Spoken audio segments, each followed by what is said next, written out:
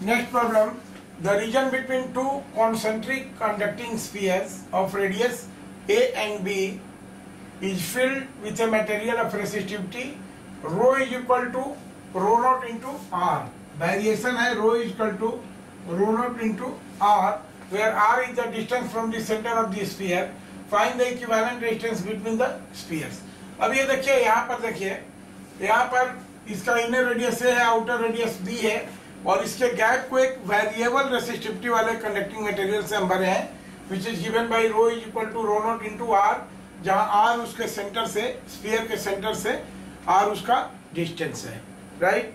तो you have to find the resistance of the conductor. Again resistivity vary कर रही है, इसलिए हम क्या करेंगे, ये कॉन्सेंट्रिक सेल एज्यूम करेंगे जिसकी रेडियस आर और थिकनेस डी आर होगी, जिसको ब्लू कलर से दिखाए हैं। इसका इस एलिमेंटल सेल का रेसिस्टेंस निकालेंगे, जो कितना होगा, d r will be equal to rho at r divided by d are by area of the shell which is equal to 4 pi are square, right. ये हुआ रेसिस्टेंस ऑफ एलिमेंटल पार्ट। अब ये देखिए rho r, ये resistivity vary कर रही है, तो अब डी आर इतना छोटा थिकनेस है कि मानते हैं कि within this thickness this resistivity is uniform.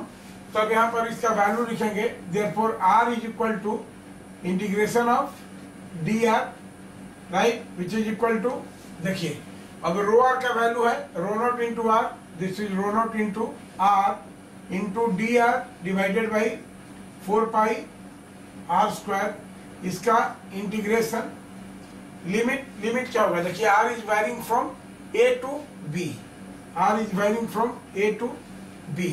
अब ये देखिए आर से ये आर का स्क्वायर कट गया, जो कांस्टेंट पार्ट है इसको बाहर ले लीजिए। कांस्टेंट पार्ट कितना हो जाएगा, rho naught by 4 pi, this is rho naught by 4 pi, ये बाहर हो गया। Again this is A to B, अब ये कितना हो जाएगा, D are by R, D are by R. तो डी आर बाई आर क्या होता है, L N R. So this will be equal to, देखिए डी आर बाई आर का एल एन आर हो जाएगा limit A to B, this will be equal to L N B minus L N A, which is equal to L N B by A. तो सीधे यहाँ पर ले लेते हैं, this is rho naught by 4 pi into L N B by A, this will be the answer, right, this will be the answer. Okay, thank you.